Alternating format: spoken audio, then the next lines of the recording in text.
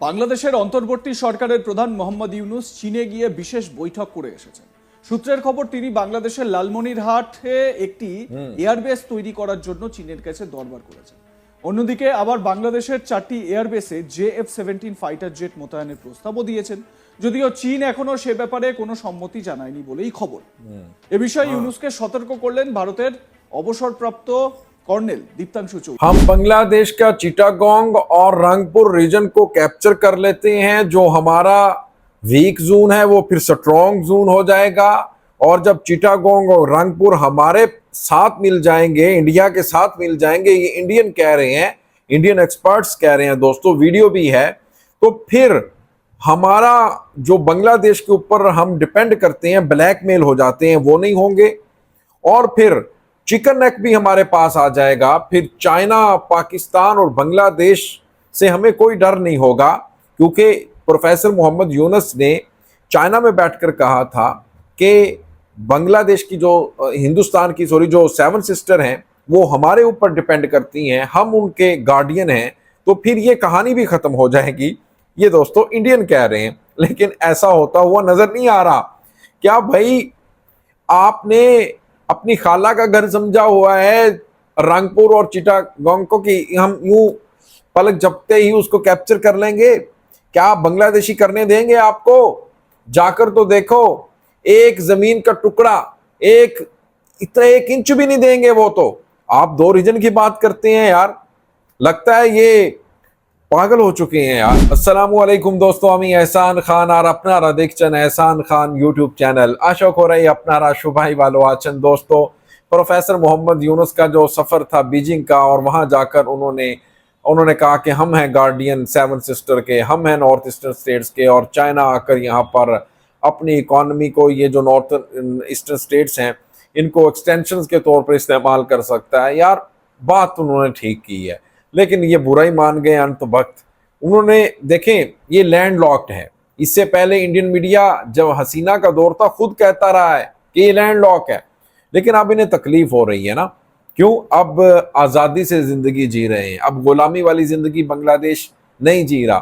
इस वजह से अब पूरे इंडिया में आग लगी हुई है कि भाई इन्होंने ऐसा क्यों कहा है। अब ये धमकियां दी जा रही हैं कि चिटागोंग रीजन को और रंगपुर को कर लो भाई कैप्चर, और ये हमारे साथ मिल जाएगा, और ये फिर समंदर वाला मसला भी हल हो जाएगा, पोर्ट वाला भी मसला हल हो जाएगा, और फिर हमारे पास सी एरिया भी आ जाएगा, और साथ साथ जो चिकन नेक और श्रीकोरी कॉरिडोर 15 किलोमीटर का जो मसला है वो भी हल हो जाएगा, और फिर चाइना से भी डर खत्म, और आए रोज जो प्रोफेसर मोहम्मद यूनुस हमें ब्लैकमेल करते हैं वो भी मसला खत्म हो जाएगा। ये अब मशवरे दिए जा रहे हैं, इस तरह की दोस्तों बातें की जा रही हैं। आइए इसी के ऊपर एक वीडियो क्लिप है, वो देखते हैं, फिर हम इसके ऊपर बात करेंगे। 3, 2, 1 एंड क्यू। বাংলাদেশের অন্তর্বর্তী সরকারের প্রধান মোহাম্মদ ইউনূস চীনে গিয়ে বিশেষ বৈঠক করে এসেছেন। সূত্রের খবর, তিনি বাংলাদেশের লালমনিরহাটে একটি এয়ারবেস তৈরি করার জন্য চীনের কাছে দরবার করেছেন। অন্যদিকে আবার বাংলাদেশের 4টি এয়ারবেসে JF-17 ফাইটার জেট মোতায়েনের প্রস্তাবও দিয়েছেন, যদিও চীন এখনো সে ব্যাপারে কোনো সম্মতি জানায়নি বলেই খবর। এ বিষয়ে ইউনূসকে সতর্ক করলেন ভারতের অবসরপ্রাপ্ত कर्नल दीप्तांशु चौधरी। তার মতে ভয়ঙ্কর খেলায় মেতেছেন ইউনূস। চিকেন স্নেক সংলগ্ন লালমনিরহাট ও রংপুরের দূরত্ব খুব একটা বেশি নয়। এই লালমনিরহাট ও আগরতলা সংলগ্ন বাংলাদেশের ফেনী যদি বাংলাদেশ থেকে বিচ্ছিন্ন হয়ে যায়, লালমনিরহাট ফেনী, ইউনূসকে 7 সিস্টার্স নয় 9 সিস্টার্স বলতে হবে। বাংলাদেশের 4টি বিমান ঘাঁটিতে অন্তত 3টি JF-17 ফাইটার জেট মোতায়েনের প্রস্তাব দিয়েছেন ইউনূস। এ বিষয়ে অবসরপ্রাপ্ত कर्नल প্রাক্তন সেনাকর্তা দীপ্তাংশু চৌধুরী তিনি কি বলেছেন শোনাবো আপনাদের।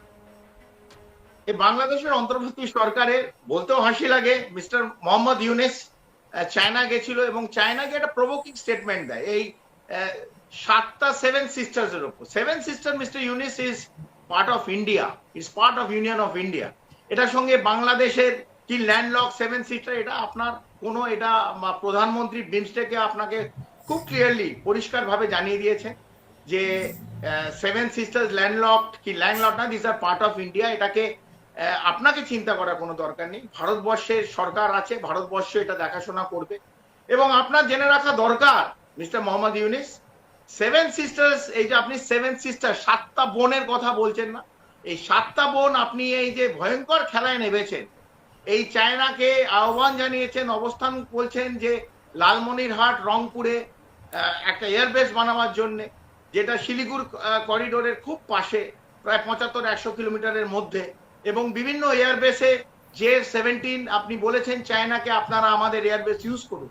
এই যে ভয়ঙ্কর খেলায় নেমেছেন, আপনার মনে রাখা উচিত এই ভারতের 7 সিস্টার্স নিয়ে আপনি এত বড় বড় কথা বললেন, এই 7 সিস্টার্স যেন 9 সিস্টার না হয়ে যায়, 9টা বোন যেন না হয়ে যায়।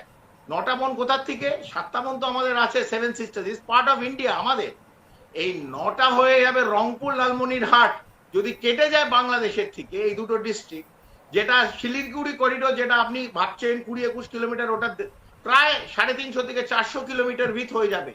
সেই রংপুর লালমনিরহাট যদি কেটে ভারতবর্ষের সঙ্গে জুড়ে যায়, তাহলে 8 জন হয়ে গেল।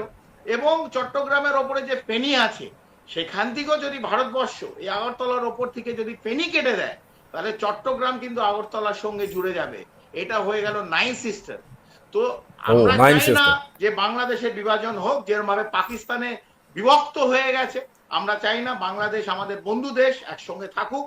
কিন্তু আপনি যে ভয়ঙ্কর খেলায় নেমেছেন মিস্টার ইউনুস, আমরা কেউ চাই না যে 7 সিস্টার্স কালকে আপনাকে 9 সিস্টার্স বলতে হয়। লালমনিরহাট, রংপুর আর নিচে চট্টগ্রাম ভারতবর্ষের সঙ্গে যোগ হয়ে গেলে আমাদের কিন্তু 9টা বোন হবে। আমরা চাই আরো 2টো বোন বেড়ে যাক। तो दोस्तों आपने ये वीडियो देखी है किस तरह से वो कह रहे हैं कि जो रंगपुर लालमोनीहाट एयर बेस बन रही है, और फिर उस पॉइंट ऑफ व्यू से भी वो बात कर रहे हैं कि उसको भी अपने साथ मिला लो, और फिर इसी तरह जो चट्टाग्राम है उसको भी अपने साथ मिला लो, यानी हिंदुस्तान के साथ। तो फिर ये 7 सिस्टर नहीं रहेंगी, फिर वो कह रहे हैं कि 9 सिस्टर हो जाएंगी। यानी किस तरह से वो ख्वाब देख रहे हैं, किस तरह से वो इस वक्त सिर्फ एक स्टेटमेंट, जो प्रोफेसर यूनुस की एक स्टेटमेंट से कितने ज़्यादा वो इस वक्त डरे हुए हैं। यानी इस लेवल के दोस्तों वो डरे हुए हैं कि उन्होंने अपनी आर्मी और फिर हैवी किस्म के जो वेपन्स होते हैं और टैंक को चिट्टा, वो जो है ये चिकन नेक, उसके पास भेजना शुरू कर दिए हैं। यानी वो डर चुके हैं सिर्फ एक स्टेटमेंट से। तो ये क्या जंग करेंगे, क्या लड़ेंगे, क्या इनके अंदर इतनी ज़रूरत, हिम्मत, ताकत है, ये आपने कमेंट सेक्शन में दोस्तों बताना है कि इंडिया क्या जंग करेगा बांग्लादेश के साथ।